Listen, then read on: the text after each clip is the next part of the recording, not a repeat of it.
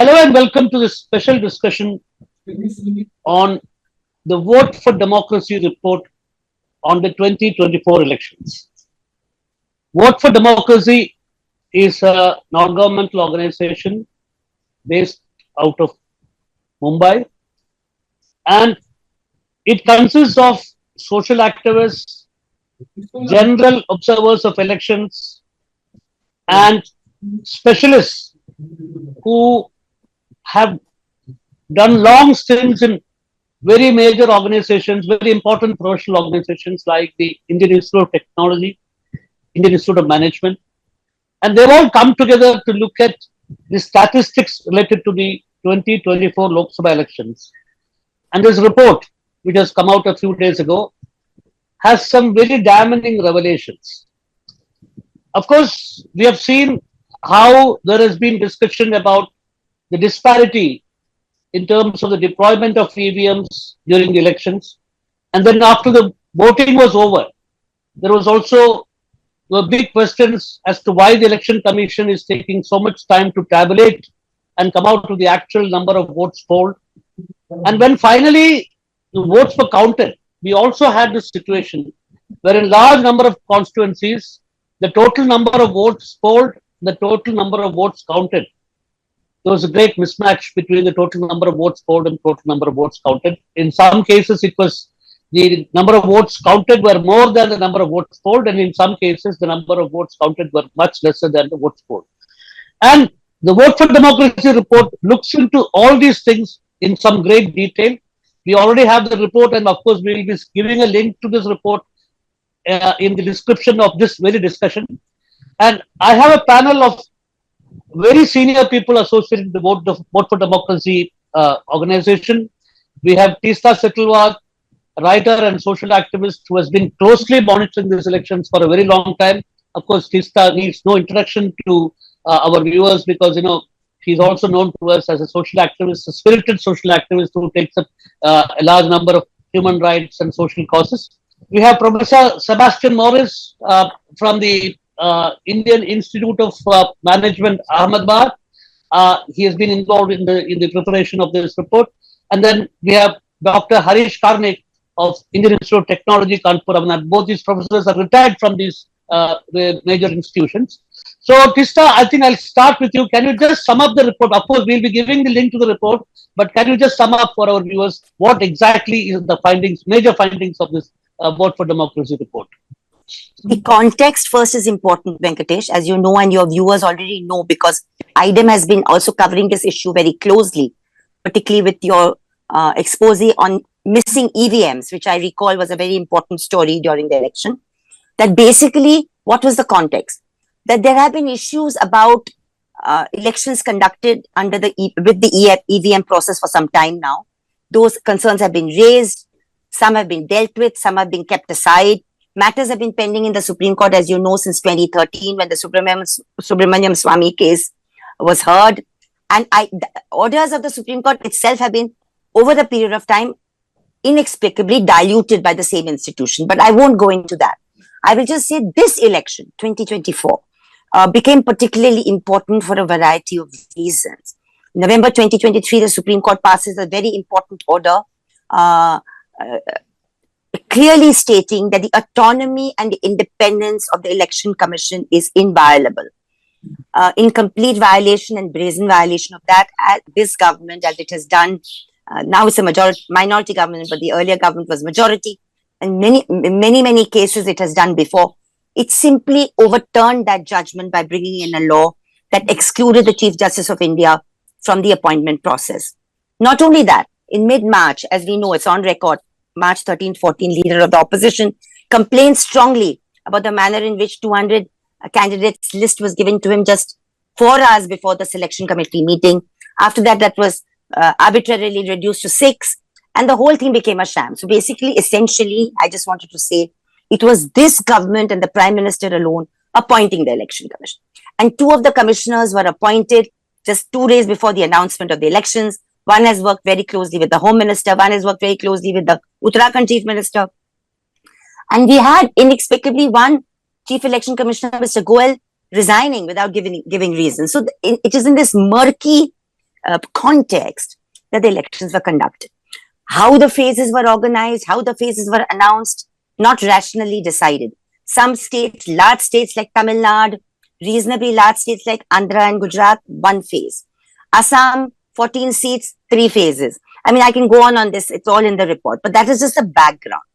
Then we have actually the election process itself in this extremely murky, I would say, murky atmosphere.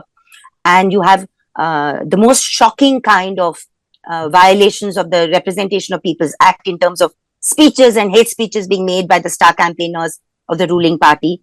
I won't go into that as well because the report that simply mentions that.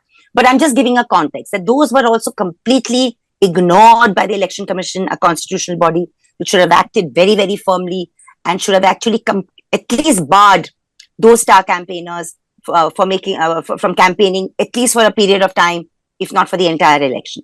Having said that, now the first phase happens, then the second phase happens. And as we proceed into the 7th phase election over a very hot summer, we see that the figures given for the voting percentages and the voting numbers of the number of people who voted are just simply not being released on time. We've got experts here, so I won't go into details, but basically this is being agitated by citizens through the election. It's not something that was not agitated. Citizens took up the campaign, wrote to the EC saying that, please, why are you not releasing figures? Even a newspaper like the Times of India had released a story saying that so many crore votes have been possibly added in the first or second phase, or so many 100,000 votes have been added. So it has been a matter of concern and speculation. Why? Because, number one, never before in an election has there been this kind of delay of more than, say, 1 day or 48 hours. Normally, you just get it within a day or 48 hours. And there's not been more than a 1% deviation in the past. This time, you see a mammoth deviation, right from about 3.42, which goes up to a much higher number.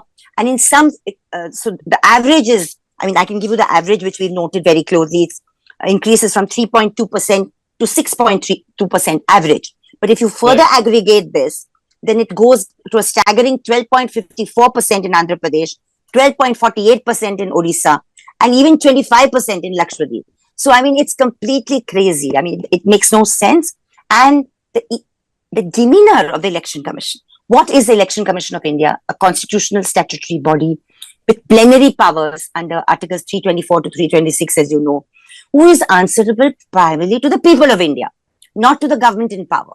And yet there are no answers. It's completely opaque, obdurate in its response, and doesn't want to respond. So it is in this context, looking at all of this, that our experts guided us very, very meticulously, and our team of 3 or 4 people worked towards arriving at a set of figures that suggest a kind of mammoth increase in both votes nationally and then within states.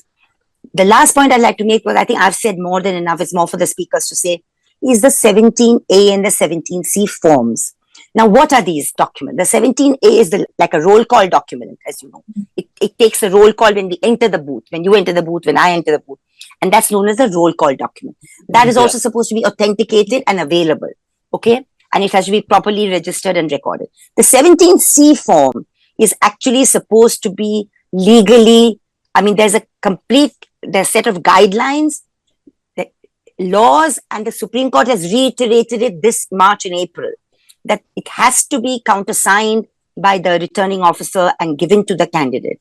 Now, first question we need to ask the Election Commission, which it's not answering, is how many 17C forms were not given and why? We already have on record many parties saying that we were not given forms. The DMK was ultra punctilious and got all its forms. But this has not happened as a matter of course and a legal duty or a legal right of the candidate. So this again opens the area for a lot of suspicion because you have nothing to corroborate figure by figure what we are saying. Thank you, Krista. Actually, as you were rightly pointing out, the broader context and the kind of some of the details have already come out in through the media and have come to public domain. But what is interesting about the Vote for Democracy exercise is the kind of professional, meticulous intervention that you have brought into this report. So I will start with both Professor Maurice and Dr. Karnik. Professor Maurice, I'll start with you. Uh, See, you both of you are part of the independent panel for monitoring elections, but that is not your core competency. Your core competency is not monitoring elections. Your core competency in something else. So, could you tell me what is the special attribute that you have seen in this tabulation that you have done for Vote for Democracy?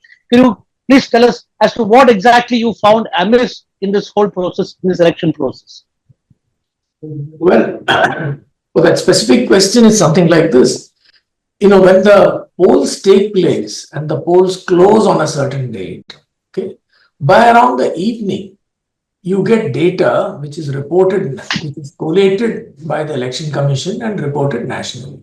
So essentially, the data from every poll booth is put together at these sites, and then the aggregate figures are sent from every polling station or polling center. And that is put out constituency wise by the Election Commission for all the constituencies that go on vote, that go on to polling that day. So this is typically an immediate thing, and it's updated usually within a day. And more or less the difference would be hardly 1% or so. Okay. Now, this has been the case before. In this elections, though, we have found that the updation has not taken place in so many constituencies. Not only that, the time lag has been quite large, okay, going often into 7 days, 8 days, and sometimes even more. And the gap also between what the final so-called polling is and what was reported on the day of polling can be as high as what Tista brought out, 6%, 7%. It's in some regions, in some states, going to as high as 12%. Okay. So now the big question is what has happened? How were these votes cast? How were they missed out in the initial tabulation? It's a big question. I can't see any way it could have been missed out in the initial tabulation. Stages, yeah. Because you see, the EVMs are rather simple. So there is a registry, which is what she talked about, which is Form 17A, and the votes cast are also known, parallelly, okay, because you're keeping track of how many people came in and voted. Yeah. So there can be a mistake of maybe a 0.5% or a 0.25% between those who sign and those who don't cast the vote. And that is also the case because today you have nota. Okay. So given nota, if you don't want to cast a vote, then what is recorded in the paper registry where you have signed and what you cast, it should be almost nothing. Okay? Right. 6%. So this is very suspicious. Okay. And it's suspicious also in the context of everything that happened before. And let me highlight those very things which Tista has talked about. But essentially, first and foremost, the appointment of the ECI was clearly violative of any kind of value in it, of any way you would do it in a democracy. In a true democracy, the opposition must have a significant role. Okay. Now, recognize that all democracies are, when they're also sovereign. Okay. So one of the big holes in the design of a democracy is how do we create a voting election mechanism which is free, because the government of the day has a huge opportunity and an ability to influence it. Okay. We were one of those economies among the many who had voting but through voting. Okay. If you count only countries which have voting, then it's practically more than you can imagine. But they're not true democracies because those are fixed. Okay. So the point is the violation of the independence of the Election Commission and many other things which was said. The behavior of the Election Commission, I won't get into it, clearly partisan, clearly biased, and in a way as to let even ordinary people understand that it was clearly biased. Okay? And sheer arrogance, non-response of the ECI to a large number of complaints, papers, etc. submitted. I myself have submitted an extensive paper on how EVMs could be violated, how they could be fixed to change the entire result. Okay? And there has not been a response.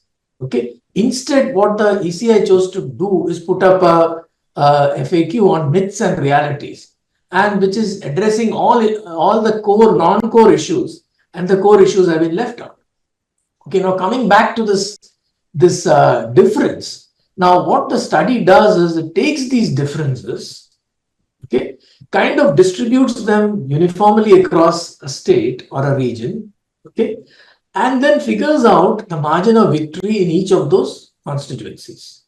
Okay, so if the margin of victory of whichever candidate, BJP, Indie Alliance, or whatever, is less than this, then it claims that so many seats are questionable.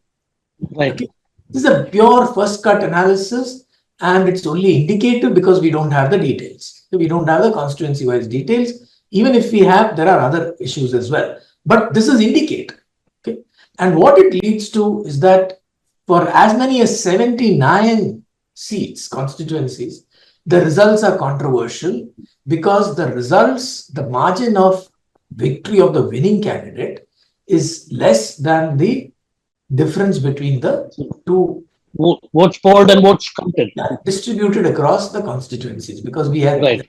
do not know constituency wise what what each vote, what the data for at the end closure of the day and 5 days, 6 days later is.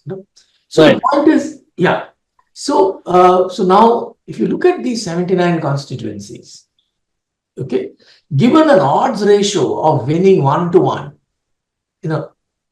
between, let us say, the NDA and the other alliance, or even 1.22 for the NDA versus 1. Okay, you should find equal numbers on both. Right. But what if it was a completely, process which was unbiased? Okay, but what you do find is it's largely in favor of the BJP. Okay, and this raises a whole lot of suspicion. Okay, so this is one, okay, which I would like to emphasize. And therefore, what we are saying is, look, for want of data, we can't be too sure about what we did, but it's indicated. Okay, please explain, what has actually happened. Why this major discrepancy, okay, between the closure date of polling and the final confirmation date? Okay? Why, first of all, there is a huge gap in the timing, in the number of days that you have taken. And these are quite at odds with the claims of the ECI and the need to go for electronic voting and so on and so forth. You see, the point is, we are in a world where there is instant communication. Okay, we should have seen these accurate data reaching, let's say, by 2 hours later. If I were managing it, I'm sure it could have come 2 hours from every constituency, because no constituency, no polling booth is really far away from at least one mode of communication. Okay, the least is a telephone call. Today you can set an extended SMS. Yeah, in fact, imagine that we used to do all this compilation and bring out the data before 48 hours during non-computer days. Yeah, see, in the 80s, okay, in the early 80s, late 70s, okay, when the Operation Flood, actually, when the milk program happened under Courier, the records of what each cooperative in a remote village delivered was actually available at the HO of the NTDB through a variety of ways. So this is like backpedaling, and backpedaling with what purpose? Okay. That's the question. I'll come to Dr. Karnik now. Dr. Karnik, can you give us your specialized opinion on the elections, and especially how we have contributed to the Vote for Democracy report? Yeah, okay. Tista and Professor Morris have addressed some of the issues. So let me sort of talk about things which perhaps have been left out. Okay, and let me start first with the principle and the fact that the ECI has been very strongly and obdurately in the Supreme Court been opposing this. What is the principle? I'm a voter and I want to be sure that my vote has been recorded the way in which it has been cast, and that it has been later on counted in the form in which it has been cast. Okay? Yeah. That is the basic principle. That's the basic principle. Yeah. Now, what is happening? I vote Yeah. The vote is recorded supposedly in the VVPAT. The slip is there. I'm supposed to look at it for 7 seconds through a window. How many people look at it? Nobody. There's no empirical evidence as to how many people really look at it. But let's assume everybody looks at it. That is the vote that ultimately I have cast and verified, presumably. Mm. There is a second vote which is goes into the control unit, which is recorded. Okay. Now it's elementary that if you really want to count my vote, you should count the VVPAT slips. Right. But what is being counted? The VVPAT slips are not counted by default. What is counted is the vote which has not been verified by me. Okay. Mm. Now I'm not claiming anything here, but as a computer science professional, I can say the following. The moment you have gaps of this kind, there are two votes recorded, one on the VVPAT, which I verified, one in the control unit, which has not been verified. You have what is called a vulnerability. And vulnerabilities can always be exploited. Can be exploited. I'm not again claiming that they have been exploited. Vulnerabilities can always be exploited. So to claim that EVMs are tamper-proof and blah blah blah, that's not correct. Number one. The second thing is that this can be simply changed, right? It's a very simple thing to allow the user let that slip get printed, let that slip be printed and come out of the VVPAT, let the user look at it, verify that it's okay, and then dump it into the VVPAT box. And this is a minor modification. You still have all the apparatus. You don't have to spend extra money on trying to redo. No, but the whole Dr. EVM. Karnik, that these arguments were made before the Supreme Court, and the Supreme Court is unfortunately not technically, how should I put it, informed. Modified. Okay. One of the first items of security that is understood by us is that when you look at security and look at risk, you assume the worst case. You don't assume the best case. To the best of my knowledge, the Supreme Court is reported to have said in open court, well, you have to trust the Election Commission. But that's the problem. You cannot. In any system, you have to assume that, what is the worst case? The worst case is every actor in this whole process is a bad actor. Then you ask the question, is the whole process safe? Or what is the risk in the whole process? Now, here you say that you're going to trust X, and X is really in charge of everything. There is nothing to do. I mean, you're not talking about security or anything. Okay. And look at how the whole process has been sort of vitiated, in my view. You ask, finally, the Supreme Court has said, okay, you have this process of, checking the so-called burnt memory. Now, what is happening there? The administrative sort of SOP, the standard operating procedure, is brought out, on 1st June, if I'm not wrong, 1st June or something like that, right? Very close to the counting day. And according to the rules, you have 7 days after that to file your complaint. There's a hefty... But the counting is already over by the time you finalize your objections. That's one problem. But the other problem is very simply, if I don't know how this whole process, whatever is the technical operating procedures, the standard SOP for the technical part, that has not been announced. So if I, as a candidate, go and ask somebody and say, should I file this? What is he going to answer? I don't know how it's going to be verified. And look at what has happened now. 16th July, they send out the technical SOP. And what is the technical SOP? It's a joke. It's simply saying, how do you verify what is inside the memory of the EVMs? All those 3 boxes. All the 3 boxes are supposed to be looked at. By simply redoing the whole, voting process for 1400 votes or something like of that order. Okay. Or I think it is 500,000, 1,400, something like that. And the candidate can choose which one it is. But you are just redoing it. Where is the verification of what is there in the memory? It's not, this is not a verification. This is just some input output, which does not verify anything. It's a mock exercise. Yeah, this is the mock exercise carried out over for 1,400 votes instead of, let's say, 100 votes, which is done before the election starts in every booth. Right. Before the election starts, the EVM is actually tested in front of the candidate representatives, and after that, they're supposed to clear the EVM, and then the actual voting starts.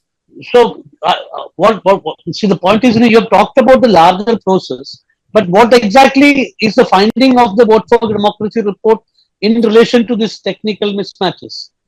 Right. So what it does is, as I said, because of these introduced vulnerabilities, and as Professor Morris already has pointed out, these huge differences. I mean, look at what is happening.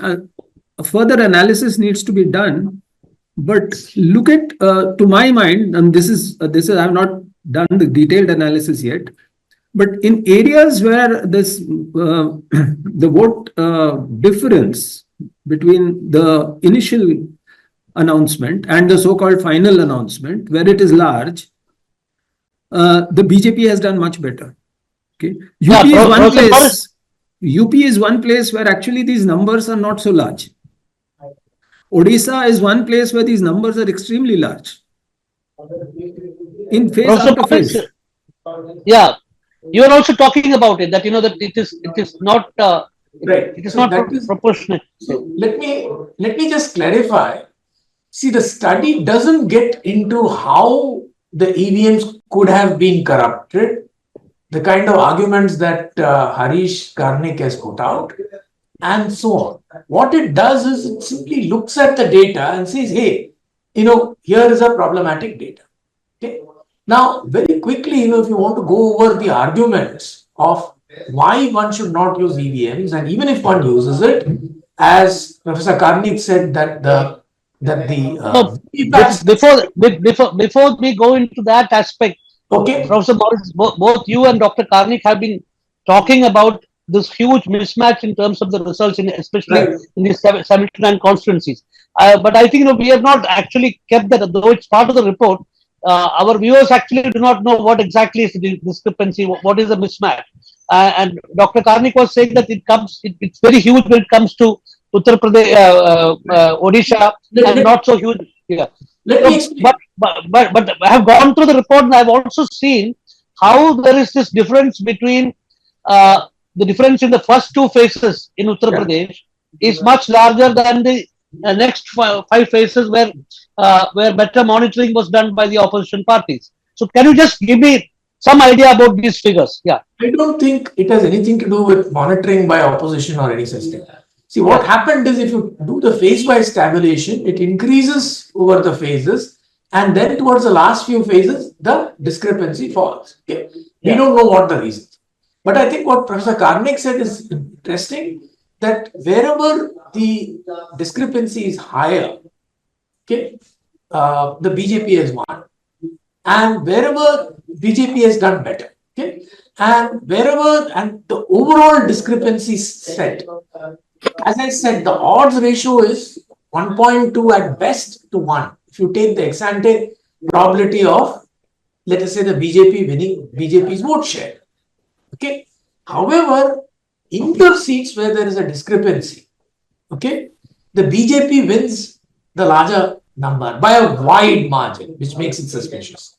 This is similar to the original argument made in a paper by, I think, I forget the name, a scholar in in one of our universities, where to leave it. Ashoka University. Ashoka University, that's right. What's his name? Yeah. Das. Das. So he argued that wherever the margin of victory Sabyasachi Das. Sabyasachi, yeah. So where it's small, the odds ratio should have been 1:1, or maybe even 1.5:1, even if you grant that. Yet the BJP seems to have won every seat where the margin of victory is small. Okay. So these are reasons for suspicion, and the report is focused on. Okay? But I think we should not ignore what. Can we have the numbers? Yeah, of the just go 75? through the tables, Professor Morris. If you go through those two tables that we had gone through in so, Mumbai. Yeah. So let me just summarize. The tables are there. I'm sure she can give you the report, where the details are there, because it goes over several pages and, and so on. So essentially what we are saying is the discrepancy can be as high as 12%, as low as 3%. Okay. 3 itself is higher than what it used to be in the past, which was under 1%. Okay. That's number one. But recognize number two, the gap between the time the polling was closed and when the final confirmation was made can often stretch over days, several days, 5 days, 6 days, and some of them have not yet been confirmed. Okay? Yeah. So the point is that itself makes it extremely suspicious and points to an EC which claimed that technology can make everything better. In fact, the sole argument that they have, the sole really worthwhile argument, seemingly worthwhile argument that they have is that EVMs lead to faster counting. Yeah. Okay? It leads to only faster counting if you ignore, and reliability. Okay? Would you like me to go through the numbers, Venkatesh? Please. Yeah. Please. Or Professor Karnik, would you like to go through the EVM numbers first, Professor Karnik? The EVM go difference. ahead. Yeah. Okay, So basically, I just mentioned two things. Before you yeah. take down, you talk about the exact numbers. Yeah. Okay, the first thing is, there are discrepancies which are public. They are on the board, so to say. There are almost 540 out of 543 constituencies have a discrepancy between the votes polled, the final votes polled, and the final votes counted. Okay. Yeah.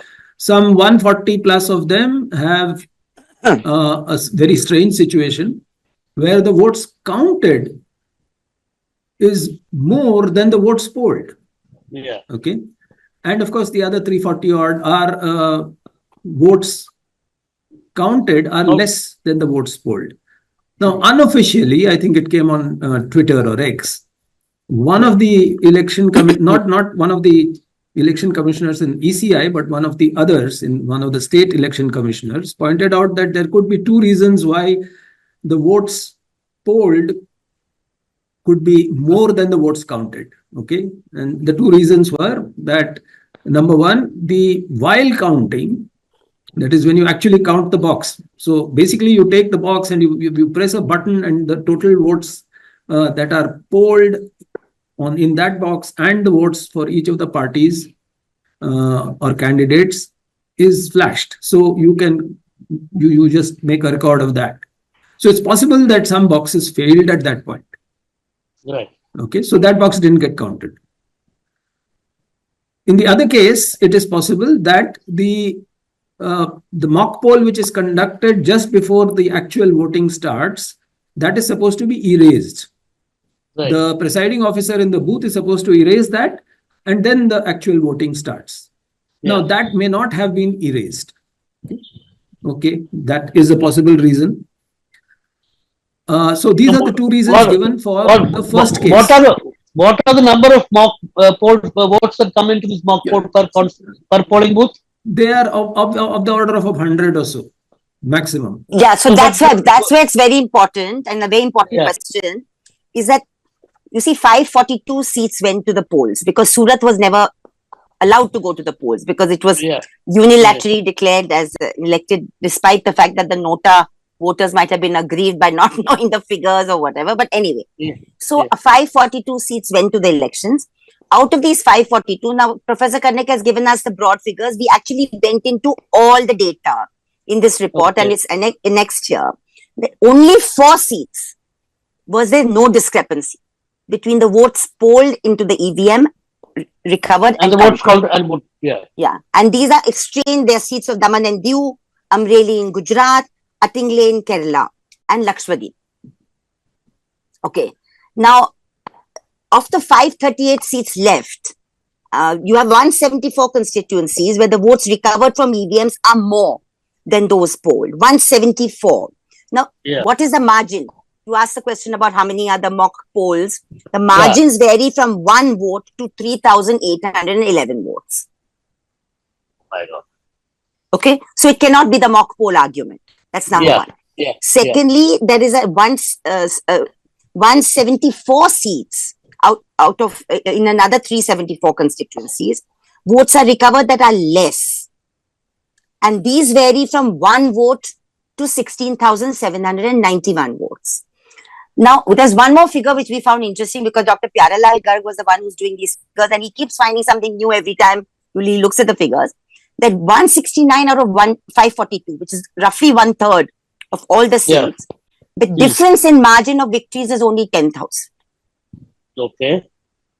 In 1/3 of the total seats. So, I mean, look at all of this together. I mean, the fact is, like, as was stated by the eminent academics, we're giving indicators. We are giving indicators that this is what has happened. Huge amount of vote dumping has happened across states. It could have had huge implication for the results. Surely the ECI owes us an explanation seat by seat. Let's also remember two things. One is that they never release the actual voting figure. They only release percentages. Why? Yeah. And secondly, in phase 2, they have not even released the state-wise figures. They've just released the national figures. Okay. So this makes it even more suspicious because phase 2 was beneficial, we know, as to one party. So you know, there are too many variables which are not explained in this whole exercise.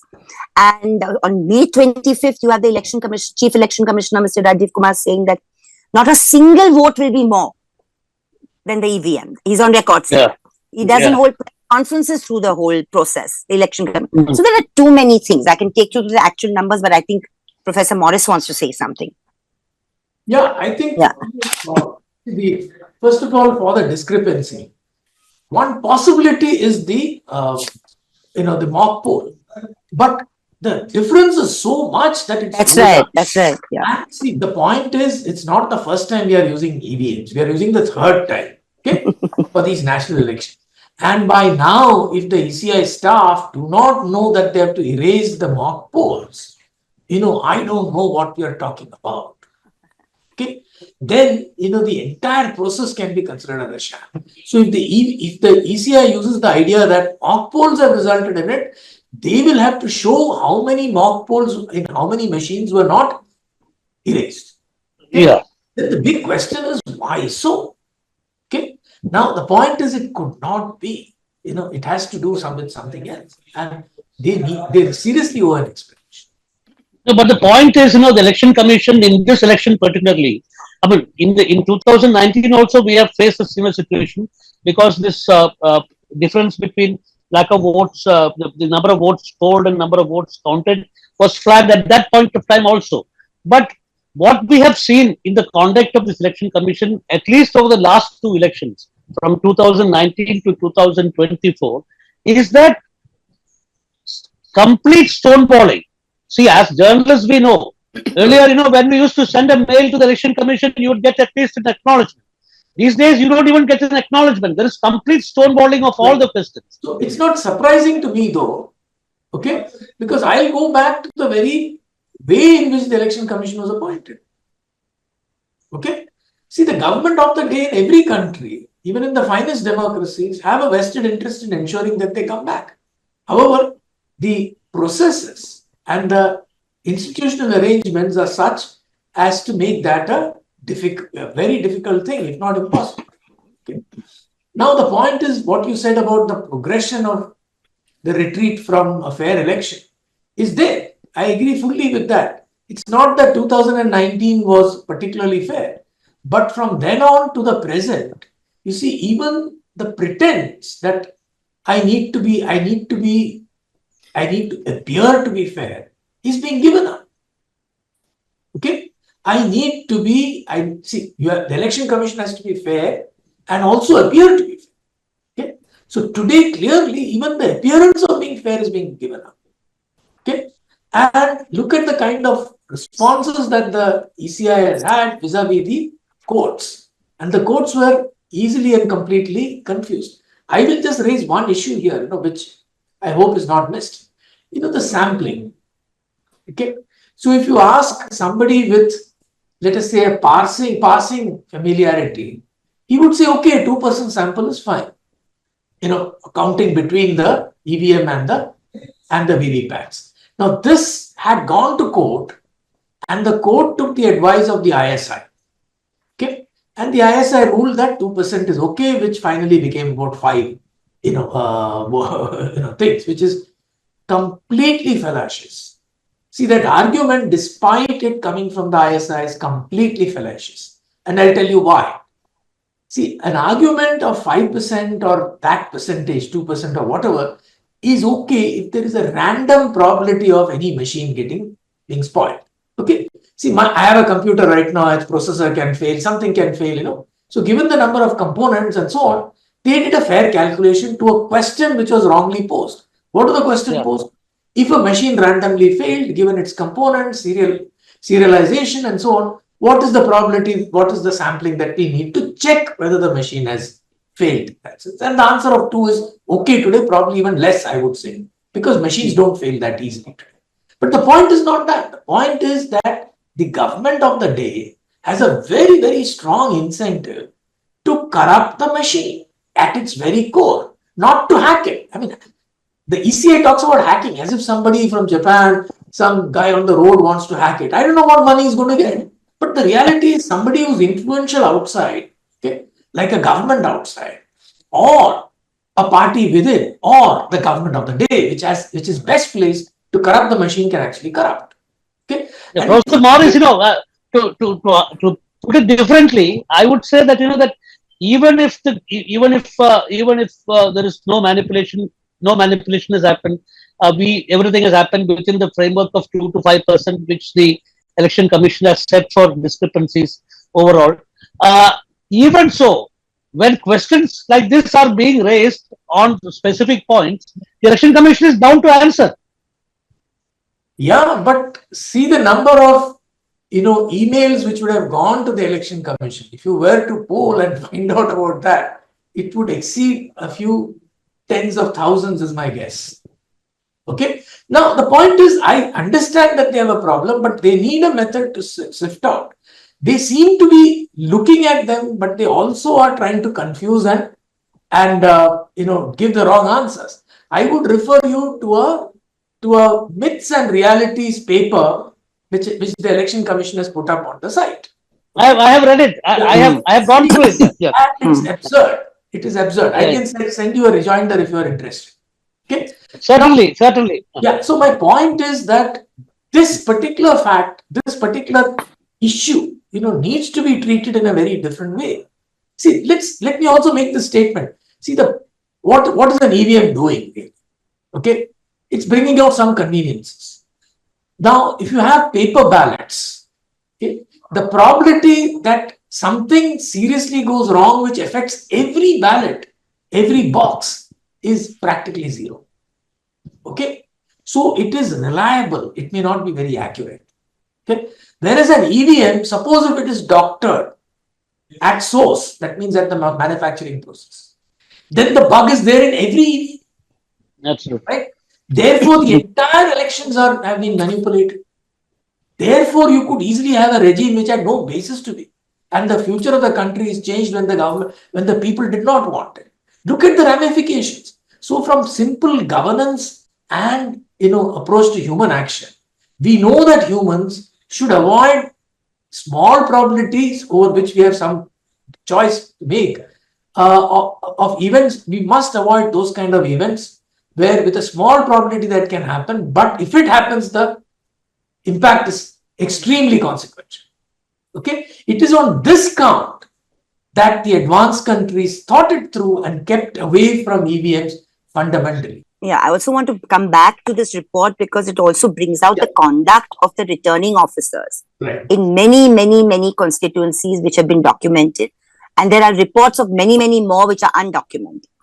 And it actually led to about 150 or 200, I'm not sure, former IAS officers writing to returning officers across the country this election, reminding them that you owe your responsibility first to the Constitution, not to the government of the day. Because it is eventually an IAS officer under that state government, that under the Representation of People's Act, becomes for the election period an official of the Election Commission. We know that, the RO. So, the RO's conduct, and I'll give you the example of my constituency, where the candidate, Shivsena Uddhav Thackeray candidate Amol Kirtikar lost by 48 votes. Okay. Now, interestingly, he tried, Professor Karnik knows that, he tried to get his foot in to get the technical SOP because he wanted to pay the money and actually get the microprocessor, this thing. They stonewalled that. By the time the technical SOP has come out on July 16th, he has lost that 7-day window given by the Supreme Court. He also asked, by the way, for videography, which the Election Commission is duty bound to give, because there's a circular of the Election Commission which says any candidate asking for videography of the counting booth, you're required to give it. He was called to give it by the collector of Mumbai, asked to come with a hard disk, and then inexplicably refused a day later. So I'm only mentioning that there are also those kind of problems, which we know, micro problems, maybe we have documented in about 25 constituencies. They could have happened in more. So basically, Tista, India Today did an interview, which is not the thing. I don't want to comment on commercial media channels, but where you had Mr. Qureshi and Mr. Lavasa actually going on record, former election commissioners, going on record, talking about the Election Commission's attitude on this kind of obduracy on releasing voting percentage figures. I'm coming back to the core of the report.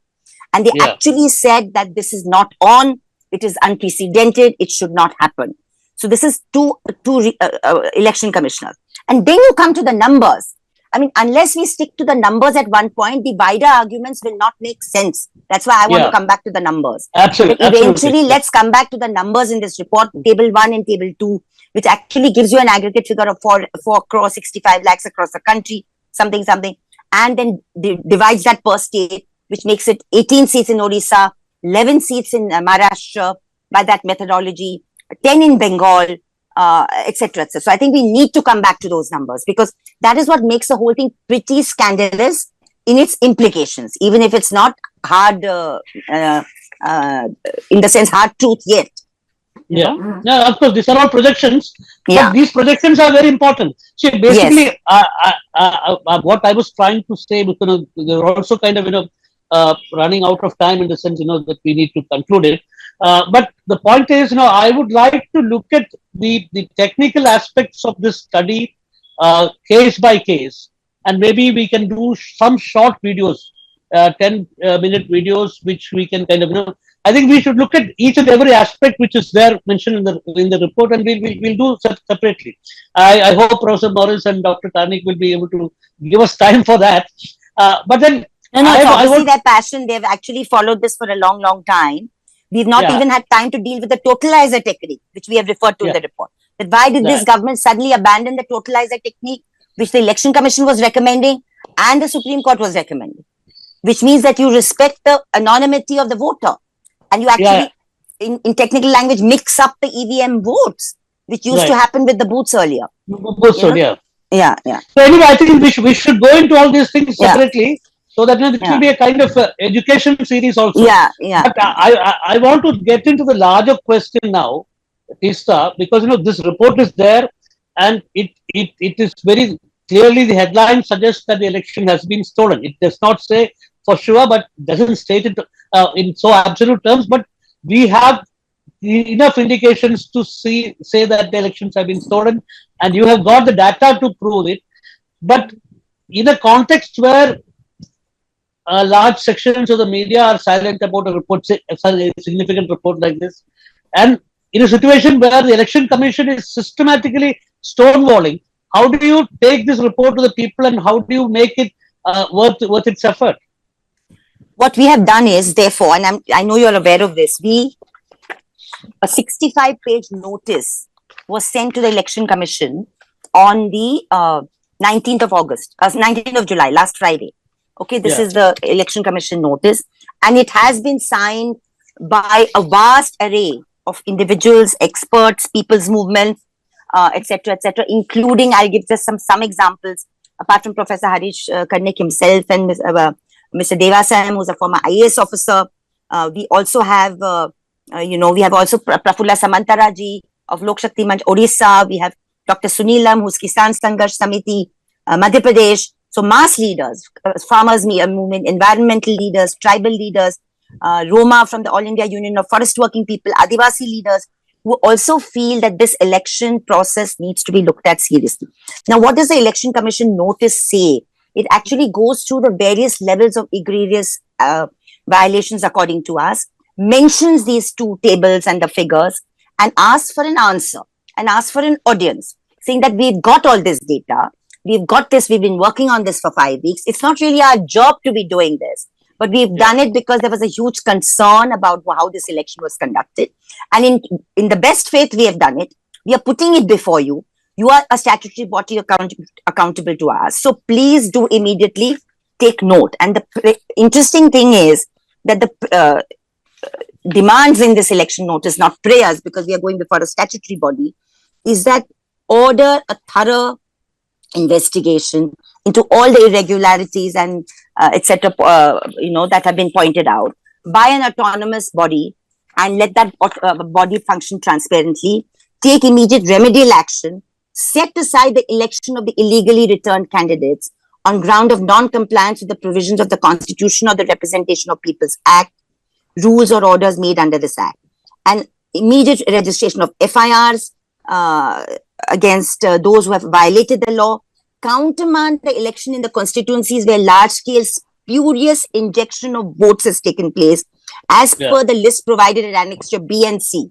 So that's per the list of 79 constituencies. So we've done this. And do we expect an answer? You know better than me do. I think Professor Karnik knows, Professor Morris knows, but there was no other recourse possible. Once we do this, we probably give it a fortnight's time for there to be a time gap. We had it hand delivered to the Election Commission last Friday in Delhi. We were asked to come back with 2 more copies for the 2 other election commissioners. We've done that as well.